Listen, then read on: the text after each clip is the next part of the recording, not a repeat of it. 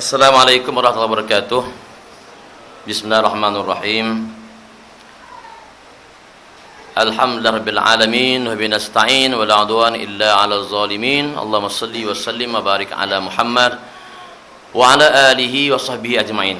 Allahumma faqihna fid din wa 'allimna ta'wil wa ja'alna min ibadikas shalihin. Yang berusaha tuan pengurusi majlis yang dihormati Tuan Imam, pengurusi serta jawatan kuasa surau, yang dikasihi sahabat saya Al-Abrar dan keluarga, dan yang disayangi tuan-tuan dan puan-puan sekalian. Pertama-tamanya marilah sama-sama kita mengucapkan syukur kepada Allah SWT kerana pada malam ini dapat sama-sama kita berhimpun di rumah Allah SWT, bersama-sama kita mengisi sedikit masa hayat hidup kita sebagai bekalan-bekalan sebelum kita bertemu dengan Allah Subhanahu Wa Taala. Yang keduanya, saya nak ucapkan terima kasih pada pihak surau kerana sudi menjemput saya hadir ke sini. Saya pertama kali ceramah luar daripada Pahang ni. Okey, setakat ni kalau ada jemputan pun saya tak terima, jauh. Okey. Malah nak memandu. Tapi kali ni kawan yang mesej ni, yang dia tak ada arah lah. Tu dia, saya kata apalah. Kebetulan malam ni pun ada malam cuti. Jadi biasa di Kuantan ni kalau cuti saya pun cutilah kuliah. Tu dia. Jadi kalau sebelum saya mulakan ceramah ni, saya ingin perkenalkan sikitlah diri ni. Sebab muka ni rasanya tak ada yang saya kenal sini ni. Melainkan kawan-kawan yang saya bawa je. Saya di Kuantan tugas sebagai timbalan CEO Sistem Pendidikan Irsyad Berhad. Okey, maknanya saya tak mengajar, cuma menguruskan pembinaan sekolah jelah. Okey. Jadi pelajar sekarang ada lebih kurang 1,500 orang lah, lebih kurang. Okey, daripada pra, sekolah rendah, sekolah menengah dan juga tahfiz. Okey, sekarang kita ada satu cawangan di Tanjung Lumpur, baru buka cawangan. Dan kita sedang dalam proses pembinaan Mahat Tahfiz.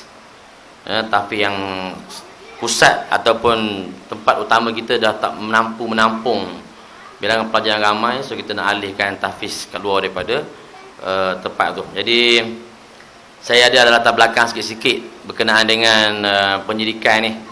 Okay, saya bukanlah orang yang arif sangat ni nak ceramah tajuk pendidikan kanak-kanak ni. Cuma biasalah juga ceramah parenting, buat seminar keibubapaan, buat kem-kem cuti sekolah untuk anak-anak di sekitar Kuantan setiap tahun. Adalah pengalaman sikit.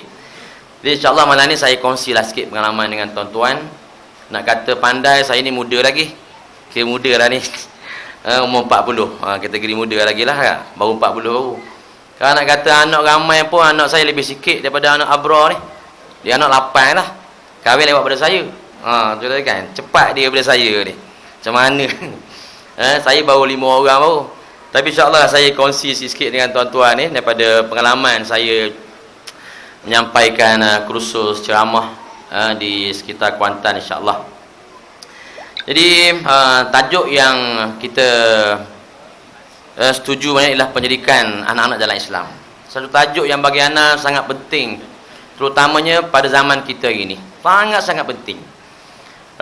Dan pengalaman ana lah, walaupun tajuk ni penting, kalau kita buat kursus parenting tak ramai yang hadir.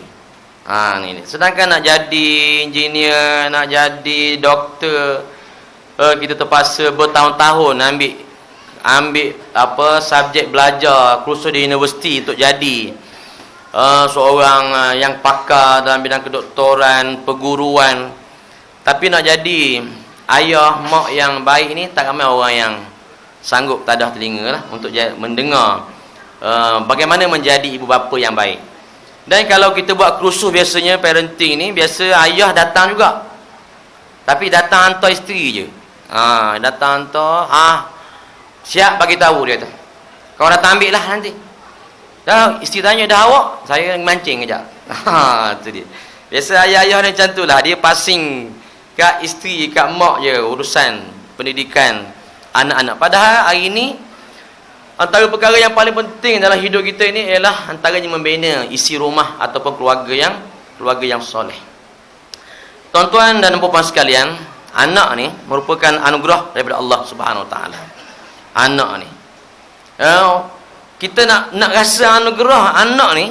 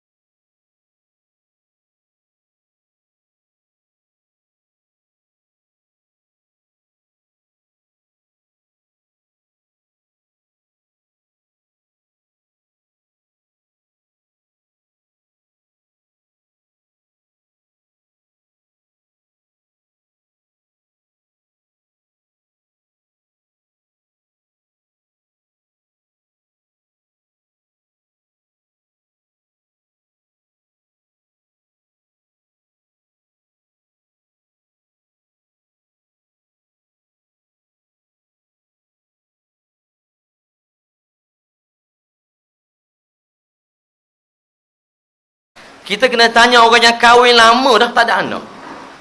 Kita yang tiap-tiap tahun beranak ni, tiap-tiap tahun beranak kan. Saya dulu macam tu juga, tiap-tiap tahun beranak.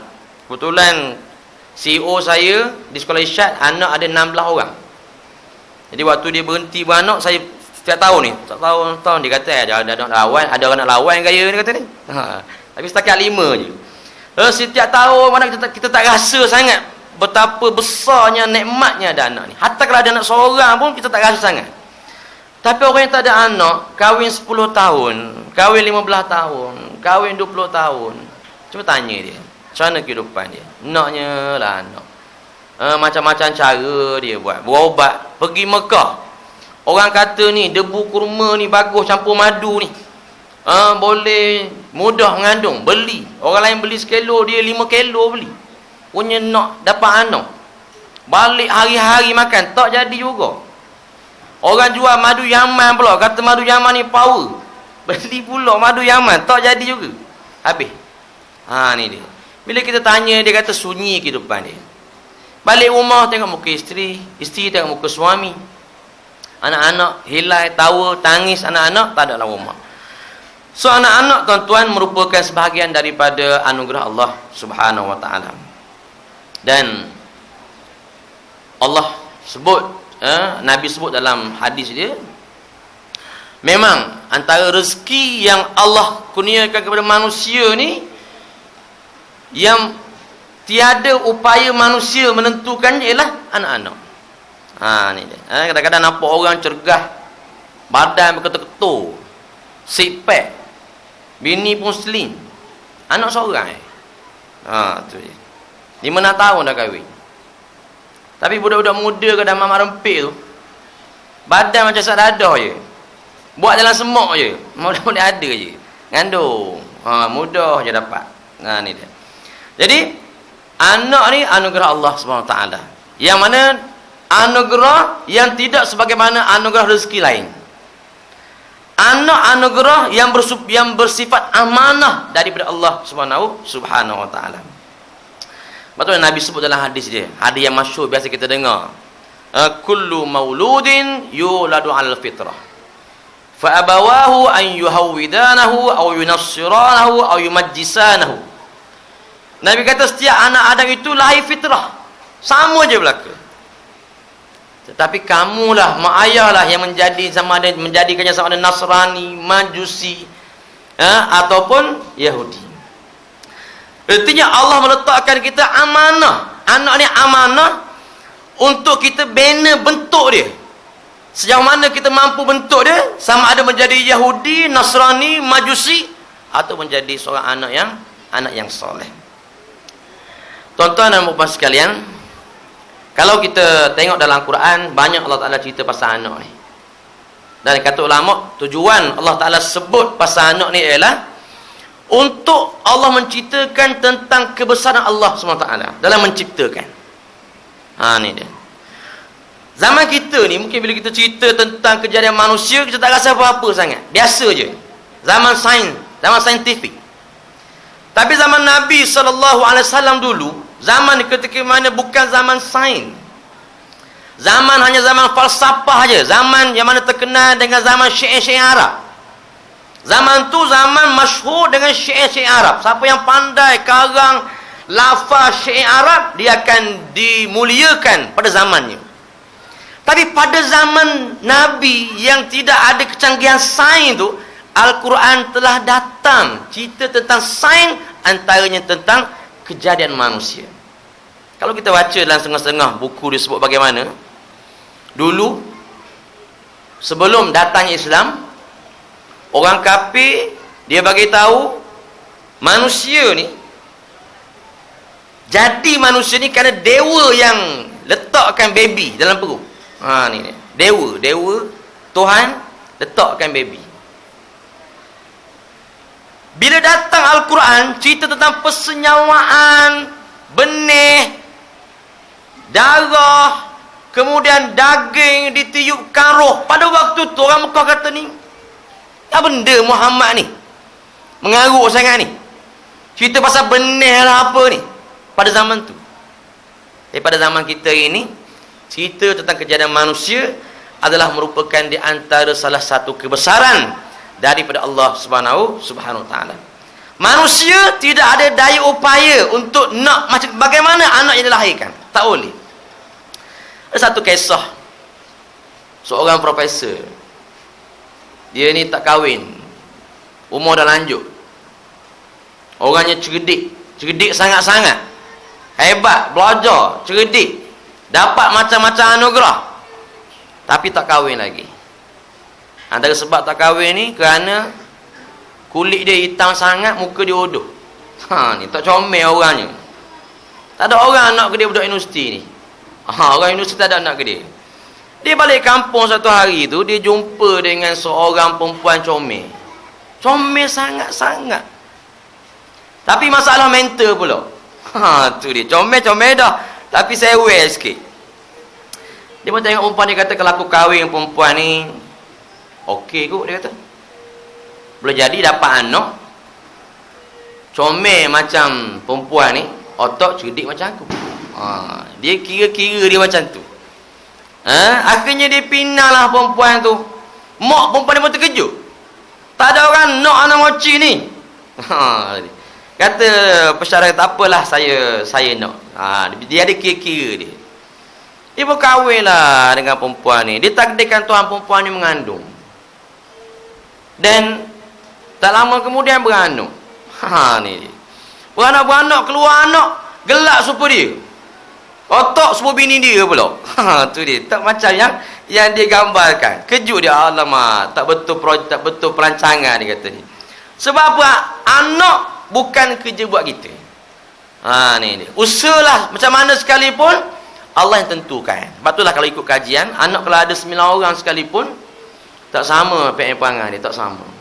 Tak boleh. Lepas tu kadang-kadang bila mak ayah samakan anak sama dengan anak lain, salah.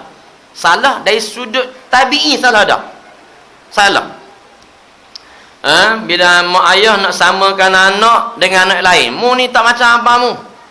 Mu ni tak macam kakak, mu ni tak macam angah. Tengok angah tu memang tak boleh sama. Sebab Tuhan memang jadikan manusia ni keluar dah berbeza-beza. Ni dia. Dan anak juga tuan-tuan merupakan ujian daripada Allah Subhanahu wa taala. Bila ujian ni? Yang pertama, bila Allah Taala bagi kita anak istimewa, anak cacat. Ni dia. Kita yang dapat anak sempurna ni tak rasa sangat, tapi kalau tengok anak yang cacat ni, syndrome Down, anak yang autism, apa nama dah? Tak boleh mengurus diri dia. Saya ada seorang anak saudara, anak sepupu lah. Sekarang ni umur dah 18, 19. Badan ingat 100 kilo lebih lah. Tapi pakai pamper lagi. Jadi macam ni anak ujian. Bukan sekadar anugerah, bukan sekadar nikmat, bukan sekadar kebesaran Allah, tapi anak juga ujian bagi seorang. Tapi memanglah kalau kita tengok, kita kata kesian kan. Kesian dia, Allah, payahnya lah nak jaga anak. Boleh tahan kot sini. Kata sini Melayu lah ke sini ni. Tapi Allah jadikan anak yang cacat tu sebenarnya untuk bagi pahala, bagi rezeki kepada mak ayah. Kadang-kadang belum tentu lagi kita yang ada anak yang sempurna ni banyak amalan, cukup amalan untuk masuk syurga Allah Subhanahu Wa Taala. Tapi bila Tuhan bagi dia anak cacat, seorang anak cacat ni, dengan anak cacat dia sabar, dia tahan, dia jaga, dia asuh, boleh jadi dengan asbab inilah dia masuk syurga Allah Subhanahu Wa Taala. Betullah kadang-kadang kita tengok, kita rasa takjub tengok rasa orang yang ada anak cacat. Ada seorang pakcik tu, jiran saya tu, dia ada anak cacat 5 orang yang tak boleh berdikari. Dia jaga sampai sekarang ni, jaga. Isteri dah mati dah. Tahan dia, jaga anak. Bila saya pergi ziarah rumah dia, anak dia tak boleh bercakap, salam pun begitulah. Ada yang boleh kencing berak dalam tandas, ada yang pakai pamper lagi. Bila kita bincang masa anak, dia kata, alhamdulillah lah ustaz, orang lain tak ada anak langsung, saya ada juga orang bercacat. Ni dia. Tak semua orang mampu menerima kenyataan ni. Ni ujian bagi Allah, ujian dari Allah. Yang keduanya bukan anak cacat, anak degil. Anak degil. Ni dia. Anak degil ni kalau yang besar degil padanlah. Ni yang kecil-kecil ni. Yang baru umur 3 tahun, 4 tahun, dah tak dengar kata macam mana. Padahal dia baby, dia kecil lagi. Kategori tak boleh kita marah lagi. Berlari sana sini contohnya. Contohkan contoh lah. Ni dia. Tak boleh nak marah lagi. Tapi dah degil dah. Macam mana nak buat? Ni Allah Ta'ala uji supaya sabar. Kadang-kadang kita mentang-mentang anak kita tak sabar. Kita nak nguguk je. Buat. Malam ni. Tu dia.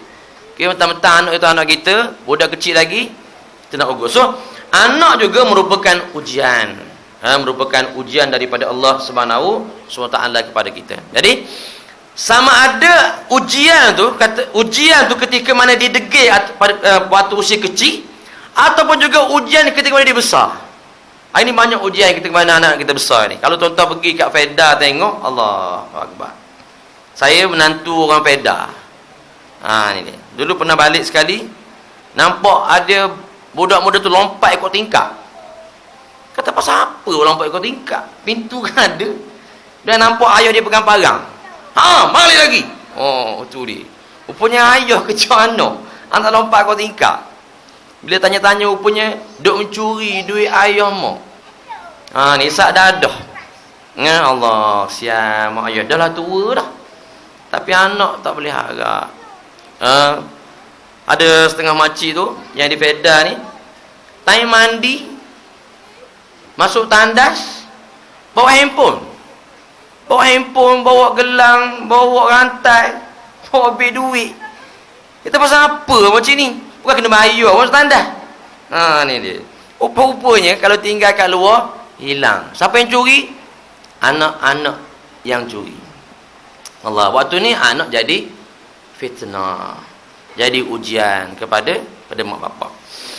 Baik tuan-tuan dan puan-puan sekalian, hari ini saya sebut tadi cabaran untuk kita didik anak-anak kita besar.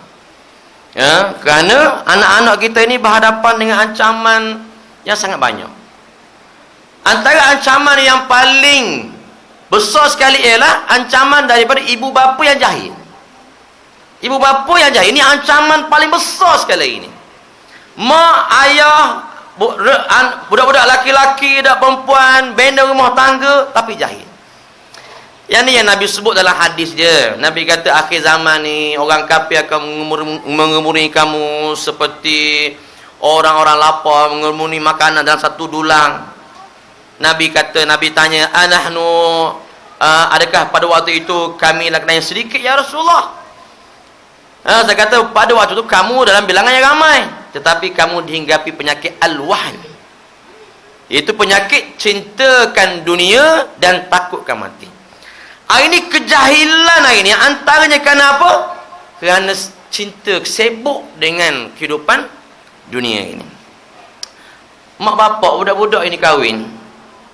Anak sulung saya dulu beranak di Kelang, hospital Kelang. Ni dia. Sementara tunggu isteri salin tu,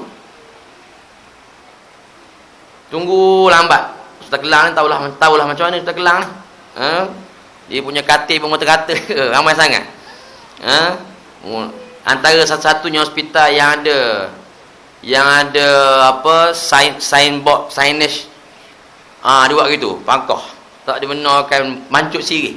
Satu-satunya hospital. Saya duduk tunggu baby, isteri beranak ni. Tiba-tiba ada nurse panggil. Ni panggil. Pasal apa nurse? Tulang azan baby. Dia tengok kita pakai kepiah, jambang ini, dia boleh azan kot. Ni saya kata, dah mana ayah dia? Lari dah dia. Ni.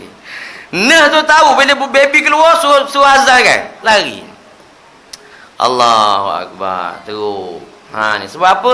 Jahil. Nak azan macam mana? Semayang pun tak. Ada yang sekarang ni setengah-setengah hospital dia masih dia ruang untuk kita azankan baby. Kalau hospital Kuantan tu tempat bila baby keluar dipanggil kita, dia bagi pegang, okey, pergi sana cek dia ada tempat untuk kita azankan. Tu dia. Baguslah. Ada yang bila nurse bagi baby azan, dia pegang baby. Dia kata pegang tengok. Dia kata azan lah, azan. Tengok azan. Ha ni, tak reti nak azan. Dahlah keluar Allahu Akbar Allah. Lain punya orang suruh azan ni takbir raya pula. Ha ni dia. Saya tak reti azan. Kejahilan ni yang bahagian laki-laki bahagian perempuan pula. Macam mana nak bina keluarga yang soleh, anak-anak yang soleh-soleh dalam keadaan dia jahil tentang agama dia. Dan kejahilan ni tuan-tuan, dia turun-temurun. Patut tengok yang jahil ni bukan sebab dia jahil. Jadi mangsa kepada mak pak dia jahil. Mak pak yang jahil, mangsa kepada tok yang jahil. Ha ni dia. Kadang-kadang sian tengok budak-budak muda kahwin ni. Nak kahwin kat masjid. Tak nak kahwin di rumah. Bila nak nama tu, masjid besar pula. Tu dia. Pernah tengok ambil semayang, budak muda ambil semayang tak pandai. Dia tahu masuk masjid ambil semayang. Pas sampai semayang takut tak boleh lapas lagi. Tu dia. Tapi nampak ambil semayang orang basuh tangan, mulut, muka dia. Basuh muka, tangan, mengabar sekali. Sebab apa? Jauh daripada agama. Ni dia. So, macam mana mak ayah yang jahil agama ni, dia nak bina keluarga yang ni. Patutlah kita ini, kalau ada anak-anak yang belajar, suruh dia datangilah kuliah-kuliah ni. Kuliah-kuliah maghrib. Katakan kita pun malam ni, kalau ada yang mari waktu ceramah saja, katakan, kena biasa-biasa datang kuliah.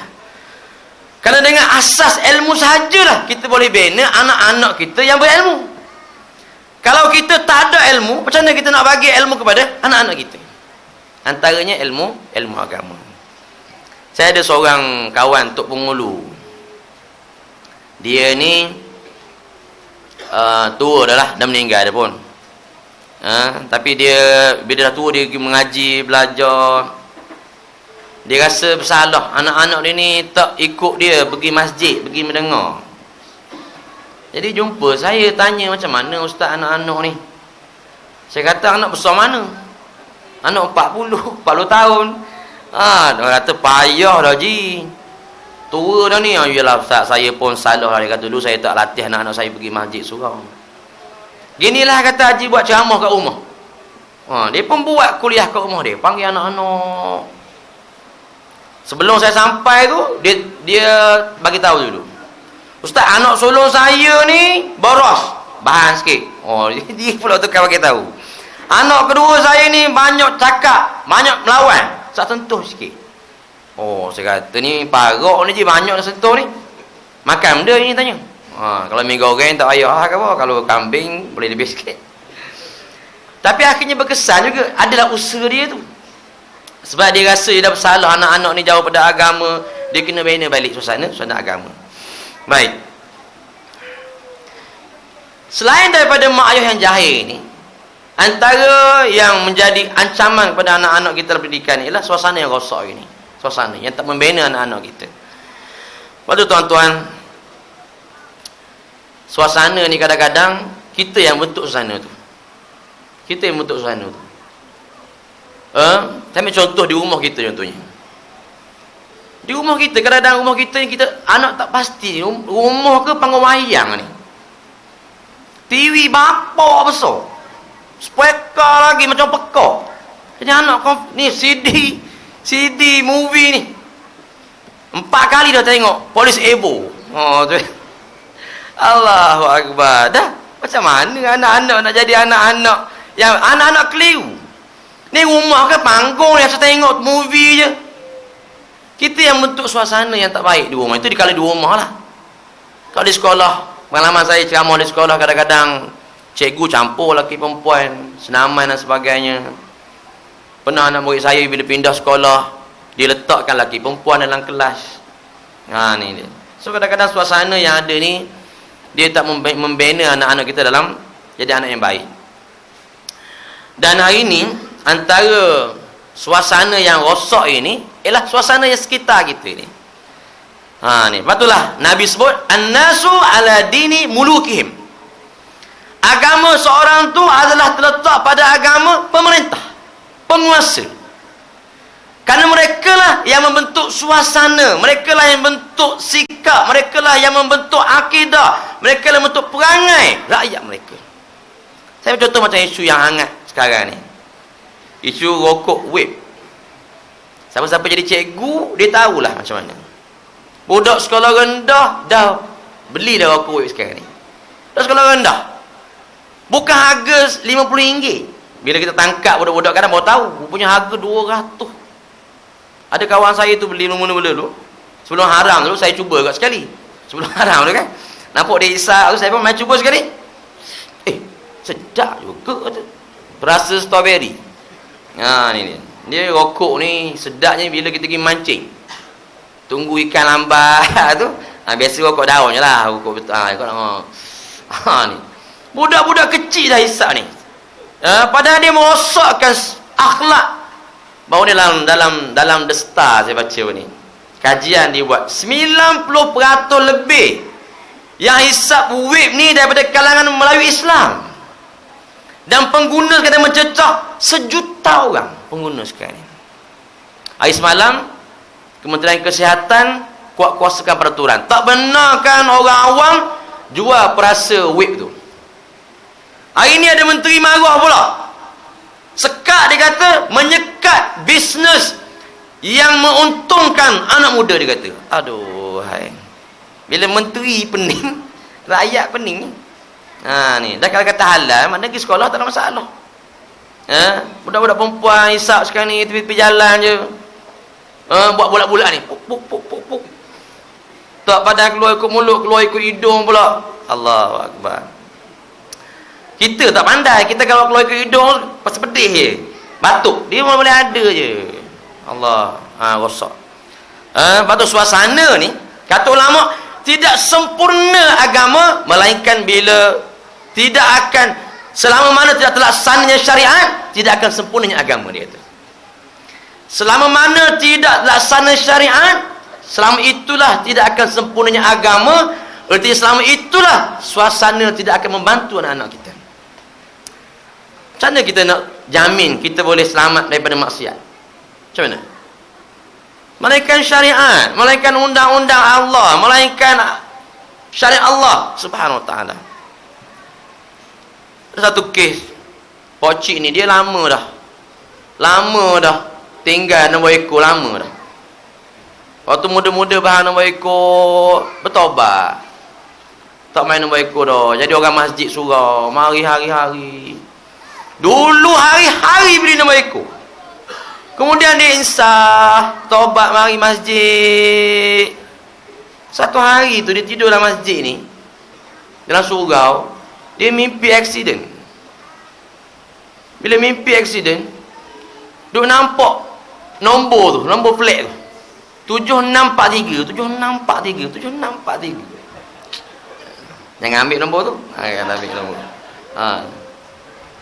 Bila dia bangun, dia tu, pasal apa dia nampak nombor ni? Ke Tuhan suruh aku buat semula, nak tolong orang ke apa?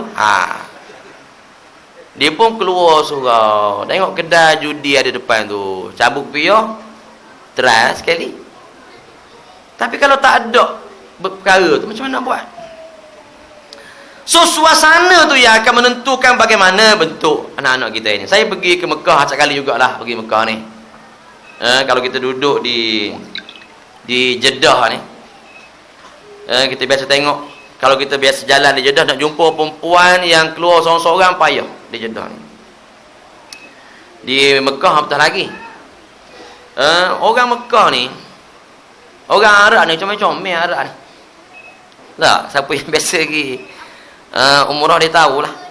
Tengok kanan, Allah comel. Tengok depan, Allah mata dia, Allah comel belaka. Tengok kan. Yang laki-laki pula semak-semak, badan tah-tah. Yang laki-laki ni badan putih, tah ni, pipi ni jambang seperti saya ni, semak je. Sekarang ni trend budak-budak muda sekali simpan jambang, trend pula. Bukan ikut sunnah, trend. Macam buat doyok tu, simpan pula dah. Tapi orang Arab, walaupun yang perempuan comel, yang laki tegak handsome, tak berani nak buat maksiat, nak berzina, tak berani. Kalau kita baca surat khabar dia, susah nak jumpa lah kes zina ni. Ada kes Rogo dulu saya pergi, saya ingat 7 tahun lepas, adalah sekali kes Rogo. Bangla, Rogo, orang Arab. Kena pancung. Tapi lepas tu nak cari payah. Kalau di Jeddah tu ada masjid Qisas, tempat jatuhkan hukuman. Sebab apa tak boleh nak buat maksiat? Kerana syariat tadi. Kita ini bebas. Akhirnya budak-budak kecil lagi. Betullah ini kita tengok ini. Cuba tengok. Kalau dulu kebebasan ini dia hak dia, kebebasan ni. Dia ada batas umur, dia ada batas masa, dia ada batas tempat. Kebebasan ni. Tapi ini tak ada batas dah ini. Saya contoh, antara ancaman yang besar juga ini ialah internet. Internet ini. Internet ni tuan-tuan, dia tak kena usia. Bebas. Boleh berjalan sepanjang masa. Pagi, petang, siang, malam. Padahal kalau anak kita keluar rumah, petang kena balik dah. Internet sampai malam-malam tu boleh bebas. Ikut suka dia. Kalau nak buat apa-apa, ada hak umur dia, tapi internet tak ada hak umur. Kalau anak kita umur 12 tahun, 11 tahun ada Facebook, jaga-jaga. Banyak sekali spam yang hantar benda-benda yang tak senonoh. Ada kawan saya ustaz seorang, tua dah. Dulu dia pernah jadi ketua Dewan Ulama. Ni dia ada Facebook. Facebook dia jarang-jarang dia open Facebook dia tu. Satu hari dia buka Facebook dia, ada benda tak senonoh ni. Dia pun komen bawah tu, celaka. Tu dia. Tapi keluar dekat wall kita ni, ustaz ni share. Sila buka segera. Sudah. Orang lain pun telefon, ustaz, pasal apa share senonoh ni? Hai, ada kata aku buka pun jarang. Bila orang tunjuk dia, ya Allah, kata malunya. Itu orang tua, tak apalah. Kalau budak-budak, macam mana? So, saya sebut tadi, internet ni yang ancaman besar pada anak-anak kita. Internet ni, dia dah tak ada hak umur dah. Tak ada hak umur. Dia dah tak ada hak masa dah. Dan dia tak ada hak tempat dah. Kita ada tempat boleh pergi, ada tempat tak boleh pergi budak-budak. Tapi ni budak-budak ni, tempat mana-mana boleh pergi. Dalam internet ni, dalam maya ni. Tempat yang boleh, tak boleh, redah belaka. Umur, kecil ke, tua ke, redah belaka. Ni bahaya untuk masa depan anak-anak kita. So, tuan-tuan yang bagi anak main gadget, bagi handphone, kalau tak boleh kontrol, tak payahlah. Dulu saya pernah buat program di Sabah sekali dulu, program student Sabah. Duduk dengan datin seorang. Lepas sama dia mari jumpa, borok. Dia kata, ustaz, macam mana ni anak saya ni? Duk main gadget, tak nak berhenti. Pas main gadget, main PS, PlayStation pula dia kata. Tak berhenti, ustaz. Saya tanya dia dua tiga patah perkataan je. Saya tanya dia, siapa yang beli datin? Saya lah, ustaz. Dah tu? Allah, budak-budak tak bagi kan? Tu dia. Dia kata datin lah sebenarnya. Datin beli pasal apa? Kalau tak boleh kontrol, tak payah. Dan ni budak-budak dia pandai ni. Dia buat password pula handphone dia. Ayah nak buka tak boleh. Ni dia. Baru ni saya ada panggil seorang profesor ceramah di sekolah. Dia kata kalau nak bagi juga anak-anak main handphone, kena bagi limit. Balik rumah tak ada handphone lagi dah. Simpan. Sebab tanggungjawab anak-anak ni belajar. Belajar je lah. Dia duduk sibuk main WhatsApp. Kita mungkinlah ada kerja kita ni. Ada urusan macam-macam kita nak selesai ni, mesyuarat dalam WhatsApp kadang-kadang. Anak-anak ni. Ni dia. So, kena jaga-jaga. Banyak sangat perkara dalam internet ni yang akan merosakkan anak kita. Yang terbaru dia dah ada sindrom smartphone. Dia ramai kawan tapi dia alone. Ramai kawan dia alone. Kawan ramai, kawan Facebook, kawan Facebook, kawan Instagram, tapi sebenarnya dia seorang. Akhirnya dia bentuk sikap yang sangat pelik. Di Jepun dah ada dah anak-anak yang mak ayah isi sorok makanan bawah pintu ni. Sebab anak-anak sibuk dengan gadget. Kita kat Malaysia ni akan jadi macam tu juga kalau mak ayah tak cegah daripada awal. Tapi mak ayah nak cegah macam mana? Ayah pun sama juga. Ayah nak makan gitu je. Nak makan. Dia main tangan tidur malam begitu je. Ni sekarang ni kalau khutbah Jumaat pun ada khutbah Jumaat ni. Sibuk nak ambil gambar orang khutbah. Nak hantar ke Facebook ni. sedang berkhutbah Ustaz Tarmizi. Ngantuknya. Tu kan. Aduh, hai. Ada yang main game, dia boleh tanya pasal apa main game. Kata kalau tak main game ngantuk dia kata. Ada juga. Punah, rosak. Ni dia. Yang keempat, pendidikan hari ni. Pendidikan hari ni saya maaf cakap lah. Pendidikan hari ni, pendidikan yang tak membina ajil Al-Quran. Tak membina generasi Rabbani, generasi Al-Quran. Tak membina.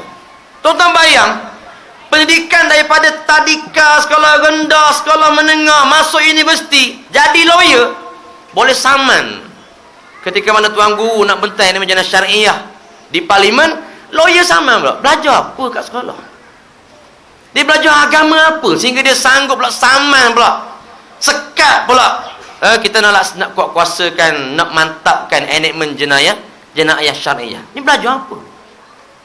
Ni dia. Sebab tu hari ni patutnya kerajaan dia kena tengok juga sekolah agama yang makin mendapat tempat, budak-budak dia makin cerdik, makin pandai, tapi akhlak alhamdulillah terpelihara, kes kurang.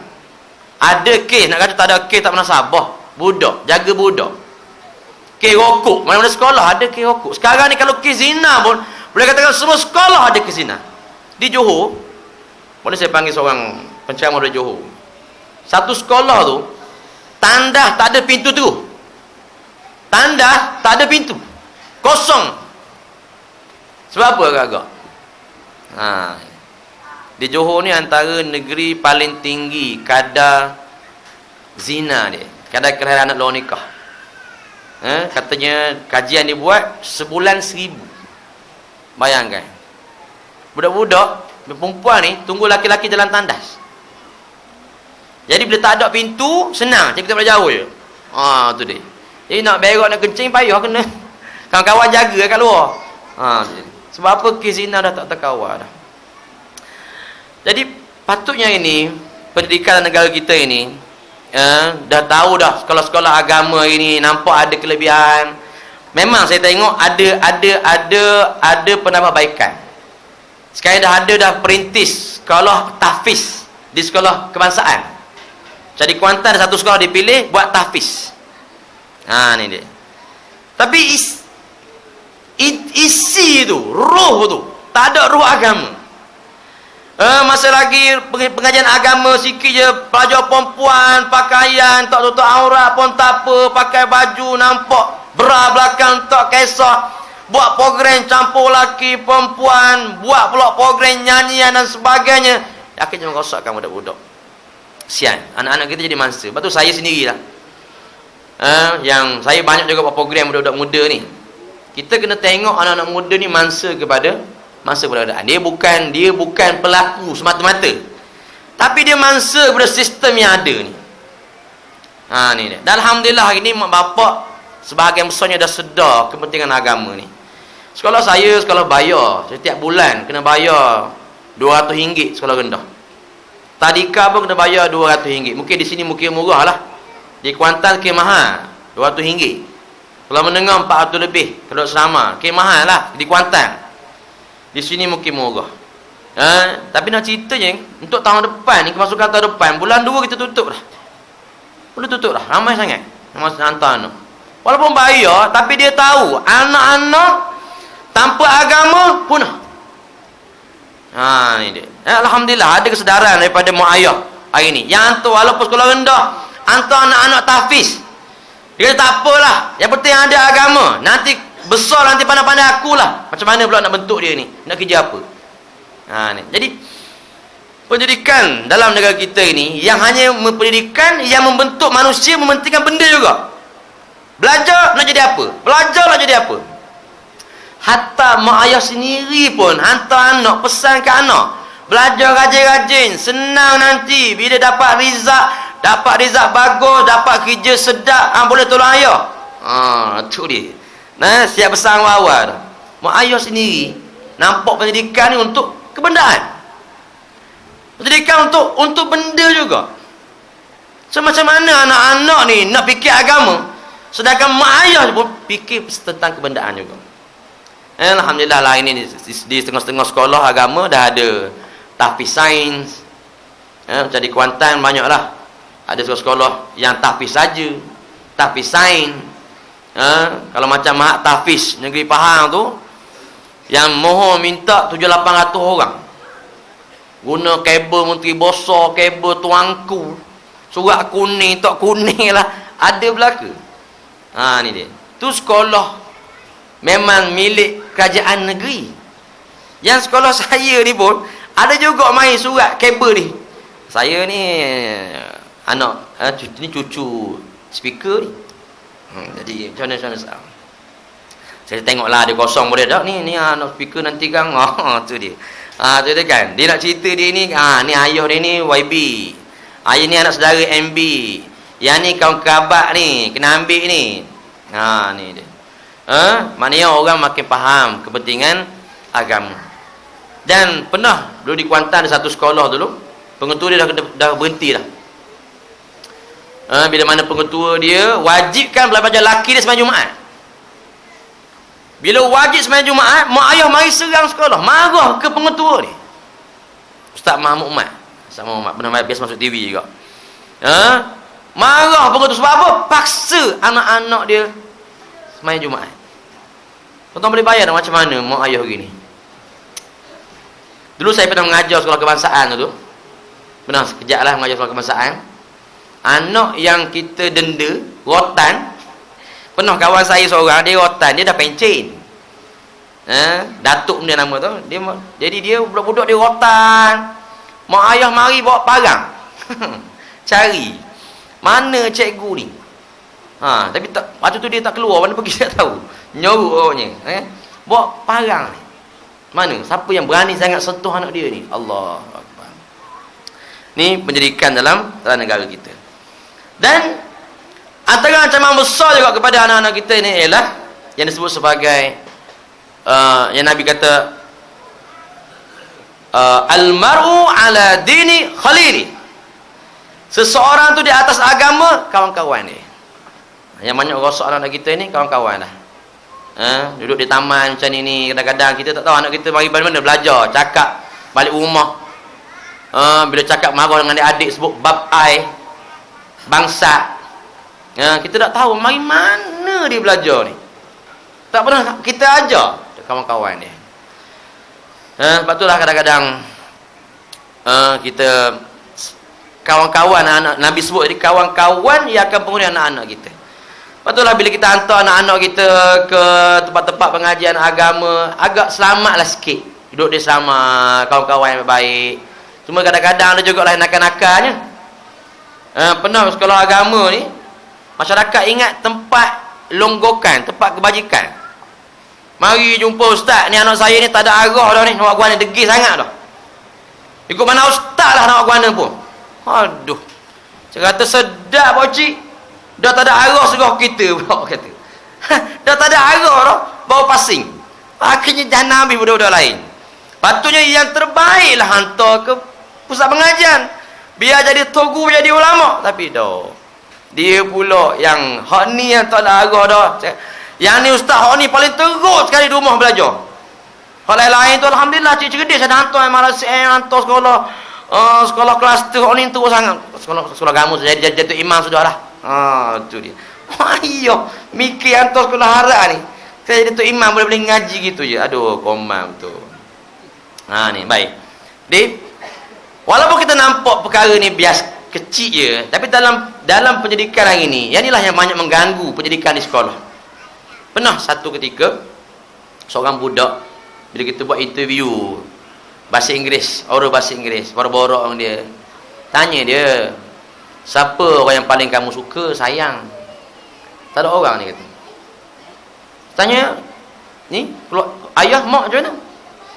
Dia kata, ayah saya orang yang paling saya benci sekali. Tu dia. Mak sama juga. Abang pun sama juga. Macam mana agak-agaknya? Ayah orang yang paling saya menyampah, saya benci di rumah dia kata. Antaranya kerana ayah, adik-beradik di rumah, mak ayah dia tak membina suasana yang baik di rumah, akhlak yang baik di rumah, qudwah yang baik di rumah, akhirnya anak-anak jadi stres. Dia lepaskan stres dia di sekolah. Dia tumbuk budak, jisat rokok, lari daripada kelas, lawan cikgu. Kesannya adalah hasil daripada suasana-suasana yang merosakkan anak-anak kita. Tuan-tuan dan puan sekalian, ada seorang orientalis tu, dia menyebut, kalau kita nak rosakkan sesuatu masyarakat, maka kita kena rosakkan melalui 3 cara. Kalau nak rosak masyarakat, rosakkan melalui 3 cara. Yang pertama, rosakkan kekeluargaan. Yang kedua, rosakkan pendidikan. Dan yang ketiga, rosakkan tokoh-tokoh ilmuwan ataupun idola-idola umat dalam masyarakat. Dan hari ini kita tengok betul hari ini, institusi keluarga rosak, punah. Antara sebab punahnya hari ini, antaranya ialah kerana bila mana jawatan sebagai suri rumah ni dipandang sebagai jawatan yang hina, jawatan yang tak baik, jawatan yang tak bagus. Ni, bila tanya sekejap apa rumah, suri rumah je, tak kerja tu. Padahal suri rumah lah jawatan yang paling baik, paling apatah lagi zaman kita ini. Ya Allah, kalau di belah sini lah, keluar kerja pagi-pagi, balik petang-petang. Bila masa dengan anak, balik malam pula, penat dah. Anak mari pegang bau, jauh nak ayah nak rehat ni. Bila masa. Kalau mak ayah kerja, siapa yang akan bagi nasihat, siapa yang akan bagi tunjuk ajar, siapa yang akan siapa-siapa? Tak ada orang. Melainkan di sekolah dengan kawan-kawan dia, dengan cikgu dia. Inilah di antara panduan dia. Jadi hari ini, tugas mendidik yang terbaik bagi perempuan ni tak ada dah. Saya tak kata orang lain lah, saya sendiri pun isteri kerja juga, cikgu juga. Ni dia. Malam-malam nak bagi masa dengan anak kita, malam-malam kita suruh dia bagi masa dengan anak juga. Tapi dia penat dah, maghrib isyak boleh lah. Panggil anak mengaji. Dulu aja buat usrah di rumah. Malam-malam lepas mengaji, buat usrah. Ni dia. Tapi bila buat usrah anak sekolah arah ni, tu dia. Dia komplain pula mak dia pula. Mak, ustazah kata bukan macam ni. Macam ni. Tu dia. Patutlah tuan-tuan hari ni, antara sebab anak rosak ini kerana rosaknya isi rumah. Antara sebab rosaknya isi rumah ni kerana apa? Antaranya kerana hilangnya komunikasi yang baik di kalangan mak ayah di rumah. Saya kongsi sikit apa yang salah seorang, baru-baru saya panggil Profesor Dr. Adnan, pakar suicidologi Malaysia, di seorang je rasanya di Malaysia ni. Disebut antara faktor anak-anak jadi, antara bahasa-bahasa yang tak baik digunakan di rumah oleh mak ayah. Ni dia. Antaranya menyindir anak-anak. Menyindir. Anak balik lewat, disindir. Awal balik, tu dia. Esok anak balik lewat lagi, disindir lagi. Awal balik, lusa lewat lagi, sindir lagi. Awal balik, masuk hari keempat, mak marah. Mu ni tak reti bahasa ke mak suruh balik? Mu ni balik lewat-lewat. Anak kata bila balik lewat je, mak kata balik awal. Sekarang cara tak betul. So menyindir bukan bahasa yang baik untuk anak-anak. Walaupun kita rasa biasa je, dia meninggal bekas yang tak baik pada anak-anak. Dia sebengang. Yang keduanya mengugut. Ni satu kes, seorang pelajar, ayah dia ugut dia. Kalau buat salah, ayah akan ikat batang pokok kat luar. Dan memang hari tu budak tu degil buat salah, ayah dia ikat satu malam di luar, di pokok. Sanggup ayah. Ni memang ayah ni kamikaze betul ni. Ni dia. Akhirnya anak ni jadi anak yang trauma pada kegelapan. Sampai tua, sampai besar takut pada gelap. Tindakan siapa? Tindakan ayah. Kan kita kan biasa macam tu juga kan. Kelai. Tu nampak dengar benda kau mak. Hantu Pontianak. Jadi anak-anak kita takut kan hantu. Malam-malam nak pergi kencing, takut. Ayah nak kencing, pergi je lah. Takut hantu. Pergi tak ada hantunya. Ada ayah yang bagi tahu tadi. Buat ni ada hantu. Yang keduanya, mengungkit-ungkit. Tak boleh anak ni. Memang tak boleh kita ungkit. Sebab apa? Memang tanggungjawab kita lah mendidik anak-anak. Ni di antara bahasa disebut yang tak boleh kita guna kepada anak-anak kita. Membebe, blabbering. Tak boleh. Walaupun blabber ni dikira senaman mulut untuk orang perempuan. Ada kan? Tapi tak boleh. Dia bukan bahasa yang seronok. Macam kita lah kalau balik rumah. Lepas tu kadang-kadang orang lelaki ni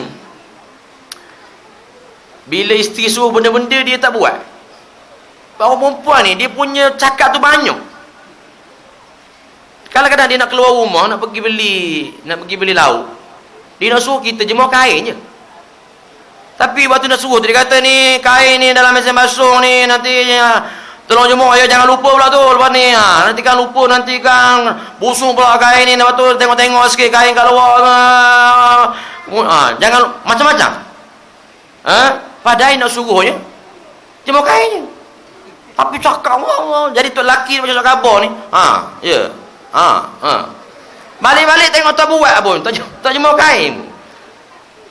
Sebab apa? Tu lelaki tu dah nak tangkap, nak cakap benda ni sebenarnya. Panjang sangat ni. Padahal sebelum dia keluar tu, dia pergi kat lelaki dia, pegang surat khabar, jemur kain. Ingat? Dah, balik. Mudah gitu. Kadang-kadang kita pergi beli barang, pasal banyak. Sebab apa banyak yang barang kita dia pesan 10, mesti ada tak ingat 3, 4. Orang lelaki biasa kita kalau beli barang, dia pesan 10, 7 je balik. Orang perempuan kalau pesan 10, 14 balik. Dia tak sama kita. Sebab dia pesan tu macam-macam tu. Ni kita nak masak ni nak masak ni, jangan lupa beli ni. Banyaknya. Padahal dia tulis beli. Dah. Kita tak ingat. Ni jadi tak boleh dia kata blebel pada anak-anak panjang-panjang tak masuk. Sebab tu ayah tak blebel. Dalam Islam Nabi kata gantungkan, dia panggil cemeti, gantungkan rotan di tempat yang boleh dilihat oleh anak-anak. Nabi suruh. Ni hadis. Suruh kita letak rotan. Ni dia. Bukan guna untuk rotan pun, tapi ancaman. Ni sunnah. Ni jadi beli rotan letak. Ni degil sikit. Tu nampak. Tu. Dia panjang lagi yang dia kita. Tak boleh kita merendah-rendahkan anak kita. Ni bila jiran mari kita cakap. Ni lah cerdik sekali ni belajar. Ni lah bagus sekali sekolah ni. Padahal kita sindir anak kita. Anak kita tak suka dengar benda macam tu. Jadi saya tak cadang nak share panjang ini. Cuma nak sebut ini antara perkara-perkara yang salah kadang-kadang kita lakukan kepada anak-anak kita. Baik. Tuan-tuan dan puan-puan sekalian, antara cara kita nak bina pendidikan yang baik ialah melalui beberapa cara yang penting. Yang pertama, kita mestilah pilih pasangan yang baik dalam hidup kita ni. Yang dah kahwin dah macam kita ni, pulanglah nak pilih pasangan lagi ke, pilihlah. Tapi kalau pilih dah pasangan ni, kita cuma bina je lah pasangan, bincang hal pembinaan keluarga, masa depan kita. Tapi yang belum kahwin ni ialah dia kena pilih pasangan yang baik. Hari ni mak ayah ini dia tak campur tangan dalam urusan pemilihan. Ni salah ni, tak betul. Tugas pilih pasangan pada anak perempuan kita adalah tugas ayah, bukan tugas anak perempuan. Yang ni bila anak nak kahwin, orang tanya dan ni bila nak kahwin ni anak perempuan ni, umur dah 28 ni, entah dia tak cari-cari lagi. Yang lain bagus buat mari rumah belaka. Tu dia. Ayah kena carikan, pilih yang baik. Ni dia. Tapi hari ni kadang-kadang kita tak pilih, tak pilih dah. Letak luar dah agama ni. Tengok mari bawa kereta, badan smart sikit, pakai smart sikit, tanya kerja mana? Ni dia. Tanya kerja. Patutnya mari-mari baca Fatihah sekali. Tu dia. Baru ketua member. Tu kan. Oh, okey Fatihah. Sedap. Saya baca pula kunut. Tu kan. Kan ada kes mana dulu. Orang suruh baca kunut, dia panjang pendek. Panjang-panjang lah. Kunut. Pendek kunut. Ni cerita ngarut. Yang keduanya, yang pasangan ni sebahagian kita dah lepas lah pasangan ni, tapi untuk anak-anak kita ni kita kena pilih pasangan. Pilih pasangan. Saya sendiri saya sebut saya dah tak ada ayah dah. Lama dah tak ada ayah. Adik-adik saya pilih lah. Cari kawan-kawan, kenal budak-budak muda tak kahwin, tanya mu ada mawa tak? Ni dia kata ada dulu ustaz tapi putus dah. Jadi dia ipar ustaz tau. Dia kata boleh ke? Dia kata kan. Tak boleh apa ni offer ni. Lepas tu dah nak kahwin, tanya mu ada duit berapa? Dia kata ada 2,000. 2,000 kahwin. Bulan depan kahwin. Ni kadang-kadang kita nak suruh budak-budak kahwin, cari pasangan susah dah, letak pula harga. Mana seorang satu kes pun ni. Kerja cleaner je pasal yang perempuan tu. Kerja biasa je. 15,000. Budak tu baru kerja. Kerja saya minyak pula. Tu dia. Kalau dia jual dia kena curi duit bah baru boleh bayar. Tak ada duit dia kata bocik 15,000. Hari ni kita nak dapat, macam mana nak dapat menantu yang baik? Kita bagi pressure pula kat dia. Nak kahwin anak bocik boleh. Tapi 15,000 dah bocik tak larat, kena uri semua nak catering belaka. Jadi patutnya kita nak suka anak kita, ada orang nak, kita lah pula yang kena keluarkan bajet. Sukanya nak ada orang nak anak aku ni, terima kasih. Nak ada orang nak anak bocik. Tak apalah. Awak ada berapa ringgit? Ni saya ada 3,000 je bocik. Kalau nak 15,000, nak 5 tahun lagi kerja. Tak apalah. Ginilah, kita nikah je lah. Awak mana ada tu je lah. Saya dulu pernah buat sekali gitu tu. Budak ni mari, saya kata ikut pandai lah berapa ada. Yang ajar ni mok ajar. Mok kata, tanya mok berapa nak letak ni? Mok kata ikut pandai lah berapa. Saya pun kata macam tu lah, ikut suka lah, ikut pandai berapa ada lah. Habis lama tu, budak tu datang. Bagi 2,000 je. Lepas tu, mok tanya, takkan 2,000 sikit. Saya kata dulu mok kata 2,000, ikut pandai. Yelah ikut pandai lah. Dah ikut pandai, betul lah tu, pandai lah tu. Ni, patutnya budak-budak nak kahwin ni kita, hari ni yang banyak kes zina berlaku ni kerana susah nak kahwin. Kalau dah baru kerja, bercinta lama kat universiti, mana nak cari 10,000, nak beli kereta lagi, nak beli rumah lagi, macam mana? Kita yang kena permudahkan.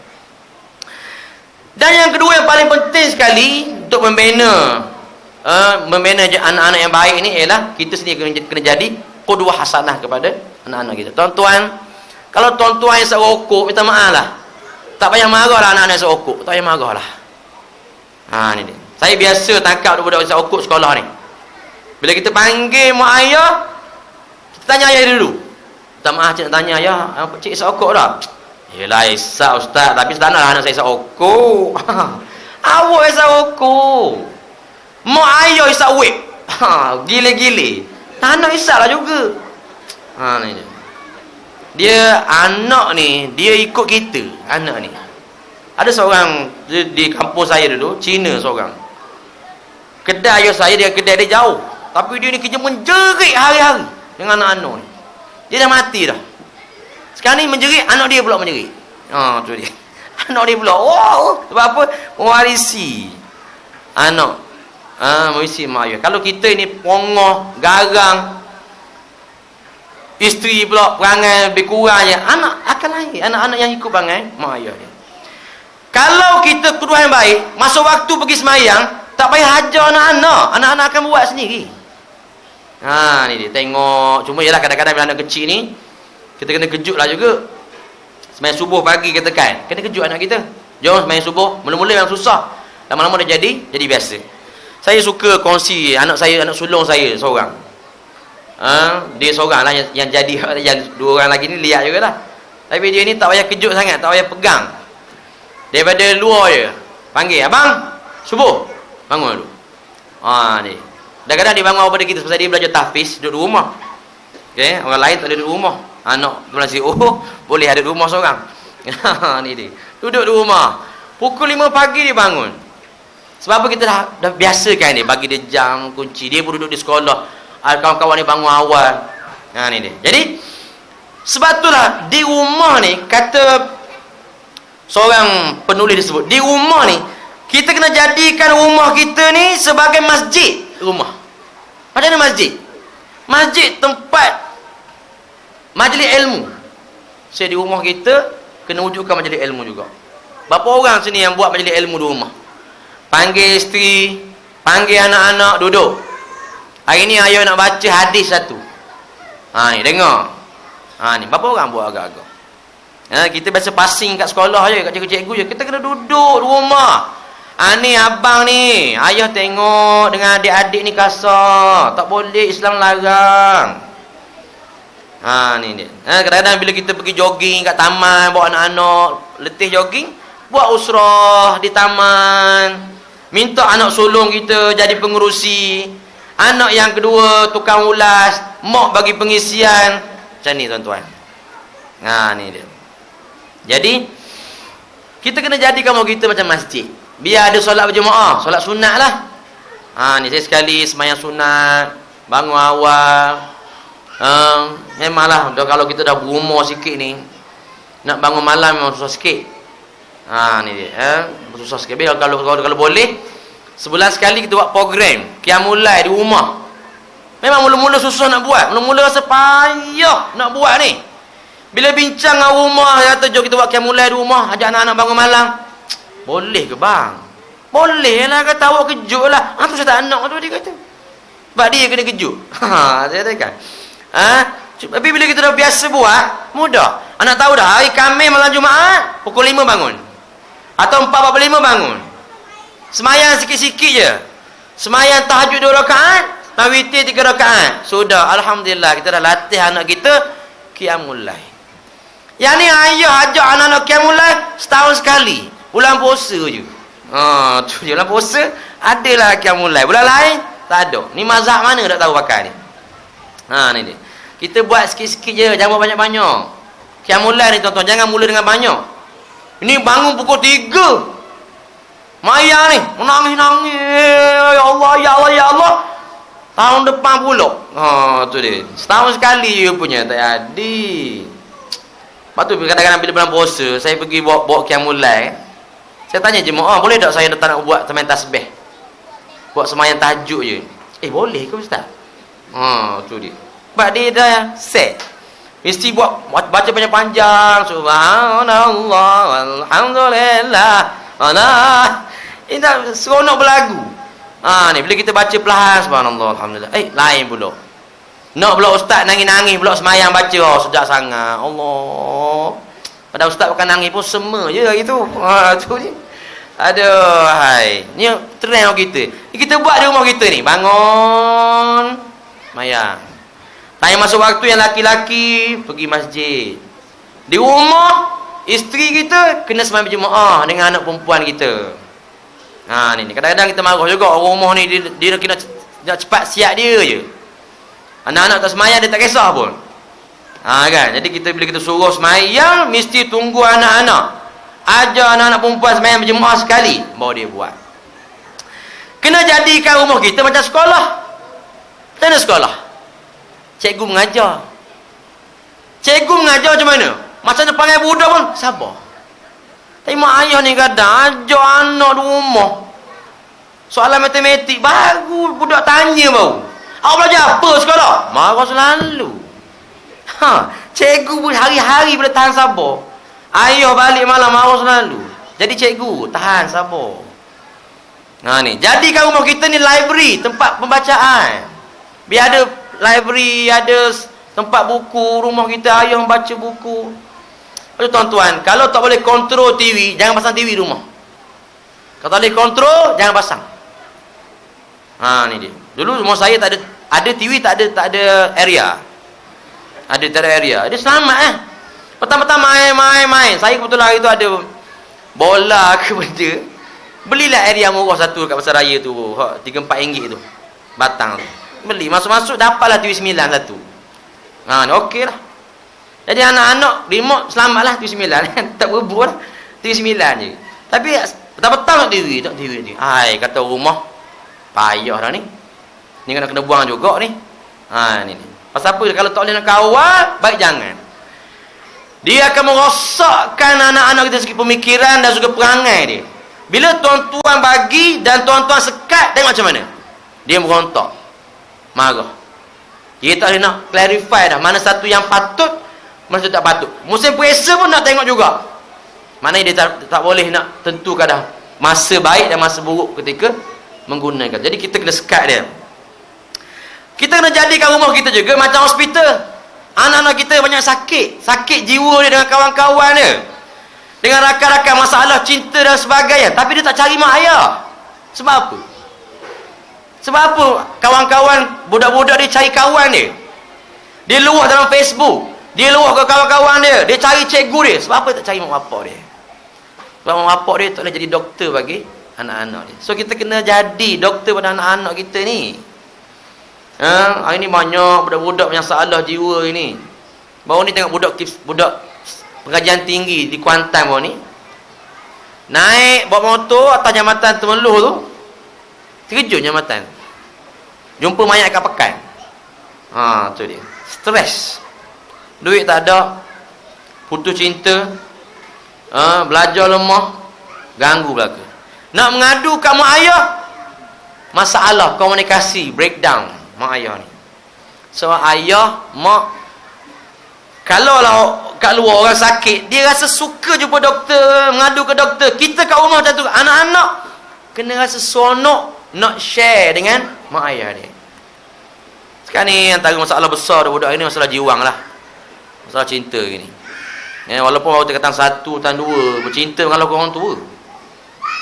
Dulu zaman-zaman ada surat tu, handphone tak apa meluas lagi, saya sempatlah baca surat budak-budak ni. Dia tak panggil bahasa awak saya, tak ada. Mama, papa. Tu dia. Keharapan mama yang dicintai. Aduh, kita tak panggilnya tu, dia ni. Balas pula, sihat papa. Aduh, tu dia. Kalau baca sekarang ni WhatsApp gitulah, mama, papa, benda lagi, macam-macam bahasa-bahasa. Allah, hai, ayang, abang. Ni ada satu tu dia tulis itu, kalau kita dipanjangkan jodoh, akan kita bina mahligai impian. Belajar merah belaka, impian korok kering mesti. Tu dia. Ni budak-budak ni. So anak sebut ni, masalah ni kita pandang biasa tau, masalah cinta ni. Di sekolah dia bukan biasa. Dia efek kepada subjek budak-budak. Dia akan ganggu. So kita kena biasa pasal sebut dia handphone. Jangan bagi dia nak guna password mesti mak ayah tahu. Mesti boleh. Ayah bila-bila masa boleh tengok anak-anak ni. Malam-malam tak boleh dah. Guna handphone di rumah tak boleh dah. Ni. Dan di rumah kita juga kena jadi dipanggil pusat sukan. Ni biar sihat.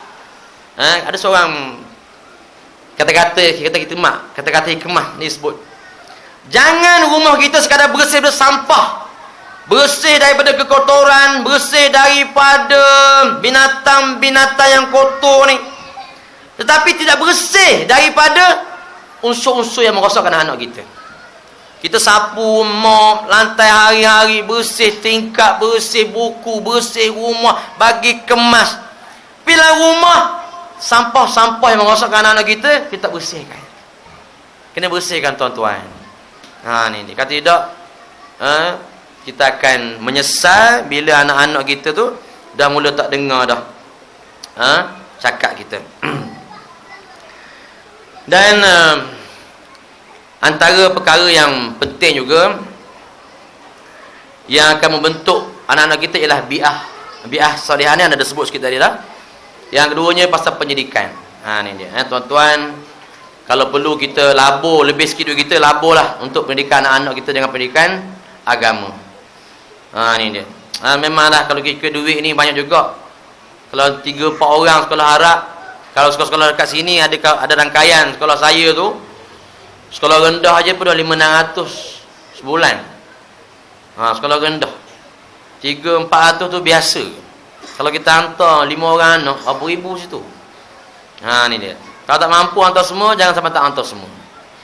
Kalau tak mampu hantar semua sekali juga, pastikan anak kita dapat didikan agama yang cukup. Kalau tidak, kita akan, bila mana anak kita ni terkesan, terpengaruh dengan perkara yang merosakkan, tak sempat lagi kita nak betulkan. Yang kita nak jaga ni, pengalaman saya dulu waktu saya jadi guru pelengkanan HAM dulu.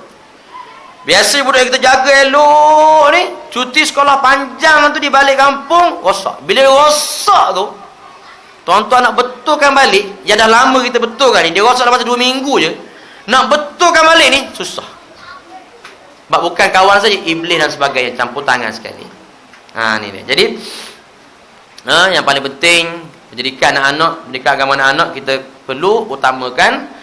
Dan kalau tak mampu juga kita nak hantar anak ke mana-mana pusat pendidikan, maka medailah kita di rumah kita juga kena buat kelas, ajar, didik anak kita, kena bagi masa. Tuan-tuan dan puan sekalian, yang antara perkara penting juga yang kita kena utamakan zaman kita ni ialah kena luangkan masa dengan anak kita, kena bagi masa. Ni je. Kalau tidak, dia masa dengan handphone, masa dengan Facebook, masa dengan kawan-kawan dia. Cuti-cuti ni kena bawa anak-anak pergi berjalan dan sebagainya. Kalau dia kena bercakap, kena muamalah, kena tanya, kena duduk borak dengan dia. Patutlah Islam Tuhan buat cantik dah. Budak ni umur daripada 0 hingga 6 tahun, ini umur baby. Dia cuma masuk je benda yang dia nampak, dia akan masuk je. Tapi umur 7 tahun hingga umur 10 tahun, yang ni umur dia belajar. Kita kena nasihat. Dalam Islam, tak boleh rotan budak-budak umur 8 tahun, 7 tahun, 9 tahun. Tak boleh rotan. Pelikutnya, Allah suruh rotan bila umur 10 tahun. Tetapi mesti suruh semayang pada umur 7 tahun. Ni dia. Tapi bila mana umur dia 15 tahun dan ke atas, tak boleh guna rotan lagi dah di rumah. Kita kena jadikan dia sebagai kawan-kawan kita. Sebab itulah dalam Islam ni, digalakkan kahwin pada usia muda. Bukan usia tua baru kahwin. Kalau dah tua baru kahwin, anak umur 15, ayah umur 50. Nak kawan macam mana? Jauh gap umur. Kawan tak masuk kawan, macam orang tua je berkawan. Tapi bila ayah umur 30, anak umur jadi baru boleh berkawan. Kan? Jadi perlu masa yang lebih untuk anak-anak kita. Jadi tuan-tuan dan puan sekalian, moga-moga kita dapat pelihara anak-anak kita jadi anak yang baik. Kerana Allah menyebut dalam Quran, qu anfusakum wa ahlikum nar. Jaga, pelihara diri kamu dan juga anak keluarga kamu daripada api neraka Allah. Ayat ni Allah Taala sebut, kata ulama, Allah amanahkan kita jaga anak-anak kita. Yang paling penting sekali ialah jaga agamanya hingga dia bebas daripada api neraka Allah Subhanahu wa taala. Tuan-tuan dan puan sekalian, dalam Quran Allah bagi berita gembira kepada orang yang memiliki keluarga yang baik ni. Allah sebut wa yanqalibu ila ahlihi masrura. Dan mereka akan bertemu kembali syurga dalam keadaan yang gembira. Ayah, anak, mak, tok, toki, tok wan jumpa semula. Ni bila jadi soleh dan solehah. Jadi tuan-tuan dan puan sekalian, saya rasa sekadar tu jelah. Saya memang ambil masa lebih sikit ni. Mari tadi 5 jam, balik 5 jam. Takkan ceramah 40 minit tak padan. Patut ceramah 3 jam. Patutnya baru berbaloi dengan jarak masa tu. Jadi moga-moga Allah Taala jadikan anak kita anak yang baik. Antara yang Allah Taala ajar kita ialah bagaimana nabi-nabi dan rasul-rasul senantiasa mendoakan anak-anak dia. Tak lepas doa. Nabi Ibrahim ajar kita doa, Rabbana hab lana min azwajina wa zurriyyatina qurrata a'yun waj'alil muttaqina imama. Ini doa Nabi Ibrahim alaihissalam. Jadi kita bacalah doa ni selalu. Saya ingat seorang pakcik tu, sikit-sikit, seorang pakcik tu, dia belajar tak tinggi. Tapi anak dia semua jadi belaka. Jadi kita tanya dia, apa rahsia pakcik? Anak pakcik semua jadi. Dia kata dia baca doa ni. Selalu dia amalkan doa ni, kata Rabbana hab lana min azwajina. Ni dia. Kemudian doa Rabbi ja'alna muqimas salah wa min zurriyyatina. Ni doa Nabi Allah Ibrahim alaihissalam. Ni yang elok juga kita bacakan kepada anak-anak kita.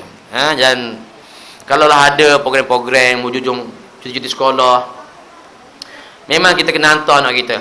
Saya biasa buat program cuti sekolah, tapi tahun ni tak buat pasal Kuantan jangka banjir besar. Ni dia. Tahun lepas, 2 tahun lepas saya buat banjir besar. Budak-budak ni berprogram dalam banjir gitu. Jadi tahun ni tak buat langsung. Cuma pengalaman saya buat program ni, budak-budak yang bermasalah ataupun yang biasa-biasa bila dia pergi program, dia macam ada switch yang akan bagi lonjakan pada dia untuk dia berubah. Dan kita dapat banner network dia yang baik-baik. Bila pergi program tu, dia dapat kawan-kawan yang baik, itu penting. Jadi sekadar itulah dapat saya kongsikan tuan-tuan, moga-moga ada manfaat lah daripada apa yang saya sampaikan tadi.